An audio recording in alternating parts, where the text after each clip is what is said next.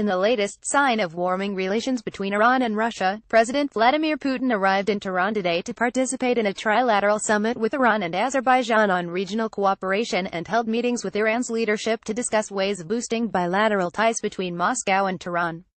While diplomatic meetings between Russian and Iranian leaders are now routine, it is the first trip by a high-level Russian delegation to Iran after President Donald Trump last month decertified the 2015 nuclear deal, imposed new sanctions on Iran, and called for international efforts to isolate the Islamic Republic. In his meetings today with Supreme Leader Ali Khamenei and President Hassan Rouhani, however, the Russian leader made it clear that Moscow would not side with Washington to address international concerns about Iran's missile activity or regional behavior. Quite the opposite, Putin pledged to continue cooperation with Iran in Syria, stressed he will oppose the U.S. unilateral change to the nuclear deal, and signed multi-billion-dollar energy deals with Iran. And U.S. front. According to the Iranian press, Khamenei told the visiting Russian president that the two countries should cooperate more closely to isolate America, stabilize Syria, and expand bilateral defense and trade ties. The supreme leader emphasized that Moscow and Tehran proved through their cooperation in Syria that they can achieve common goals under difficult circumstances. But Khamenei cautioned that the United States and its allies are still plotting against the regime of Bashar al-Assad and its allies, and stressed that Iran and Russia must continue to coordinate their positions to completely resolve the Syrian issue. Khamenei also described Putin as a strong and determined leader and pointed out that Russia's cooperation with Iran in Syria has helped Moscow reassert its influence in the Middle East.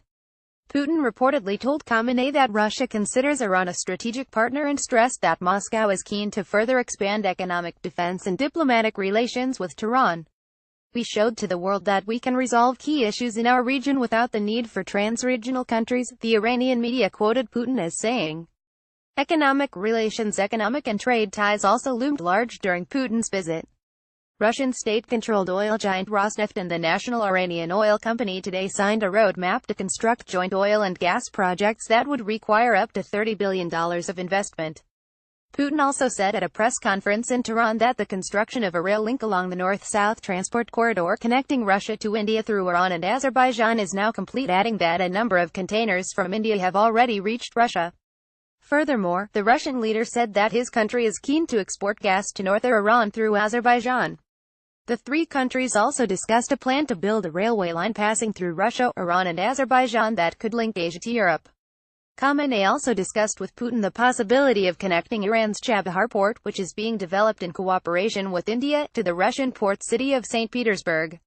The supreme leader further urged that the central banks of the two countries use national currencies for their trade transactions instead of dollar in order to neutralize U.S. sanctions.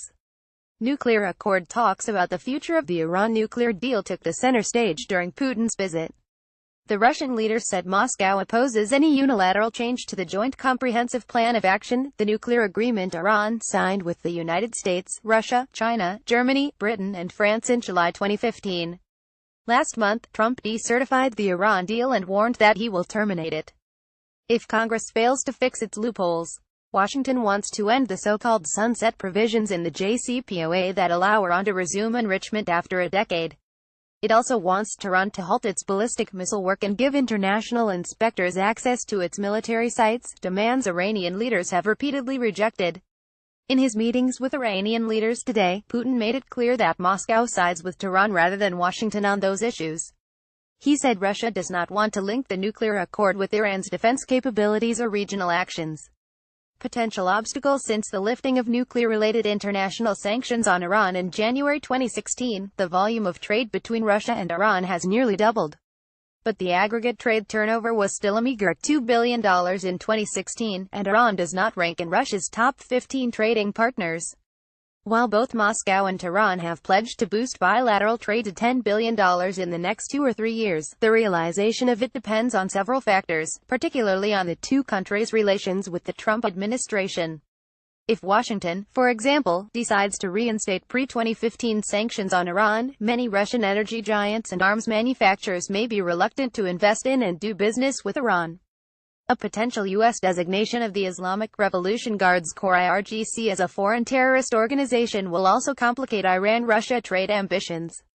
This is because the IRGC and its front companies permeate all segments of the Iranian economy and industrial sector, and it is almost impossible to do business with Iran without the IRGC's involvement in some capacity. Furthermore, despite close cooperation in Syria, a history of distrust and divergence of interests are likely to continue to hinder the two countries' tactical cooperation from translating into a strategic relationship. Iranian media often questions Moscow's sincerity.